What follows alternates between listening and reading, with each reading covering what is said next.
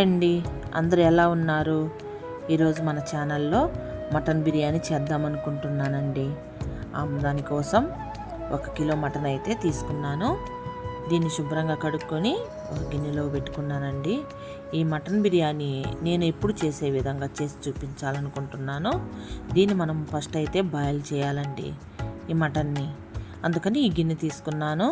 ఈ గిన్నెలో మటన్ వేసుకొని దీనికి కొన్ని మసాలాలు కలుపుకుందామండి. అవి ఏంటంటే 1 స్పూన్ ఉప్పు, 1 స్పూన్ పసుపు, చెక్క, లవంగ, యాలకులు వేసుకుంటున్నాను. దీనికి అల్లం వెల్లుల్లి పేస్టు ఒక 4 స్పూన్స్ వేసుకున్నాను. తర్వాత పెరుగు కూడా యాడ్ చేసుకున్నాను.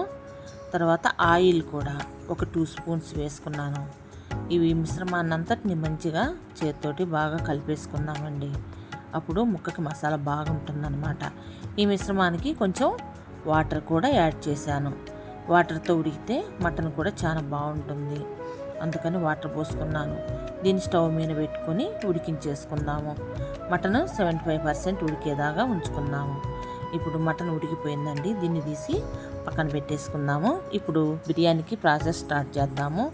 ఆ బిర్యానీకి గిన్నె అయితే తీసుకున్నాను. గిన్నె వేడైన తర్వాత ఒక 5-6 టేబుల్ స్పూన్లు అయితే ఆయిల్ అయితే వేసుకున్నాను. ఈ ఆయిల్ మరి కాస్త కూడా మనము వేసుకోవచ్చు. ఈ బిర్యానీకి మంచిగా టేస్ట్ బాగుంటుంది. కొంచెం ఆయిల్ యాడ్ చేసుకుంటే ఆయిల్ అయితే కొంచెం మరి కాస్త ఎక్కువ వేసుకోండి మీకు ఇష్టమైతే. నేనైతే 6 టేబుల్ స్పూన్లు ఆ విధంగా వేసుకున్నాను.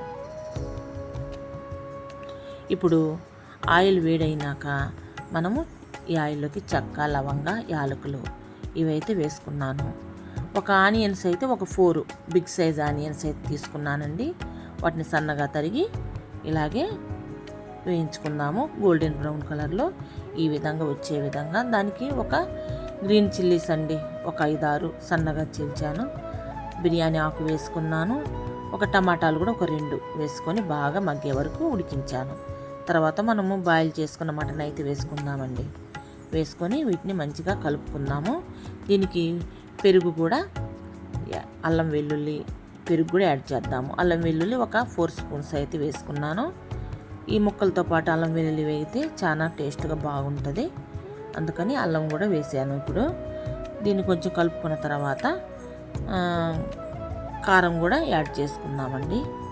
కారము మనకి రుచికి సరిపడంత మీకు ఏ విధంగా కావాలో, స్పైసీ ఎక్కువ కావాలంటే ఎక్కువ వేసుకుందాము. నేనైతే ఒక 3 స్పూన్స్ వేసుకున్నాను. 1 స్పూను పసుపు కూడా యాడ్ చేసుకొని వీటన్నిటిని మంచిగా కలిపేసుకున్నాము. అలాగే ఒక పెరుగు కూడా 1 కప్పు అయితే తీసుకున్నానండి. ఒక 5 స్పూన్స్ మనకు గ్రేవీగా కొంచెం బాగా అన్నానికి బాగుండాలనుకుంటే ఎక్కువ వేసుకోవచ్చు.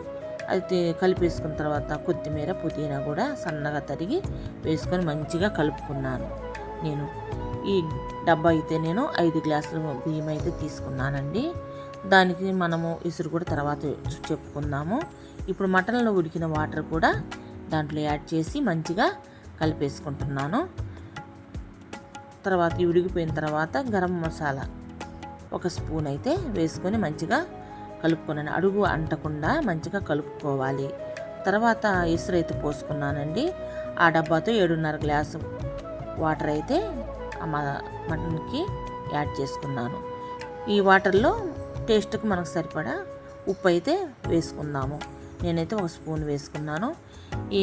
ఈ వాటర్ అంతా బాయిల్ అయ్యేదాకా మూత పెట్టి ఉడికించుకున్నాము. ఇప్పుడు ఉడికిపోయాయండి. తర్వాత దీనికి నిమ్మరసం అయితే యాడ్ చేశాను. ఒక 2 టేబుల్ స్పూన్ నిమ్మరసం యాడ్ చేశాను.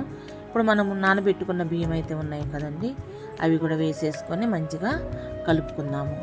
మంచిగా కలిసిపోయేటట్టుగా కలిపేసి మూత పెట్టి కొంచెంసేపు ఉడికించుకోండి. అంటే అన్నం ఉడికిపోయేంత వరకు ఉడికించుకున్నాము. చూడండి, ఇప్పుడు మూత తీసి చూశాను. బాగా వాటర్ తోటి బియ్యం అంతా ఉడికిపోయి అన్నంలాగా తయారైపోయింది. మంచిగా అన్నం కూడా బాగా ఉడికిపోయింది. లైట్గా కొంచెం నీరు ఉందన్నమాట.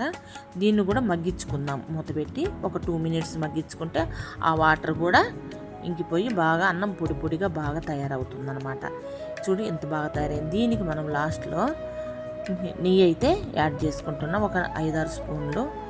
టేస్ట్ బాగుంటుంది కాబట్టి తింటుంటే కూడా ఫ్లేవర్ బాగుంటుంది. నెయ్యి వేసుకున్నాం కాబట్టి దీన్ని కూడా మూత పెట్టి ఒక 2 మినిట్స్ మగ్గించుకున్న తర్వాత ఇంకా సర్వ్ చేసుకోవడమే. రెడీ అయిపోయిందండి బిర్యానీ. చూడండి ఎంత బాగుందో. ఈ విధంగా మీరు కూడా ఒకసారి ట్రై చేయండి. ఈ పద్ధతిలోనే నేను ఎప్పుడు బిర్యానీ చేసినా కానీ మన ఇంట్లో వండుకునే రైస్తోనే ఈ విధంగా బిర్యానీ అయితే నేను చేస్తాను. చాలా టేస్ట్గా ఉంటుంది. ఈ వీడియో మీకు నచ్చినట్లయితే లైక్ చేయండి, షేర్ చేయండి, కామెంట్ చేయండి, సబ్స్క్రైబ్ చేసుకోండి. ఓకేనా? Thank you.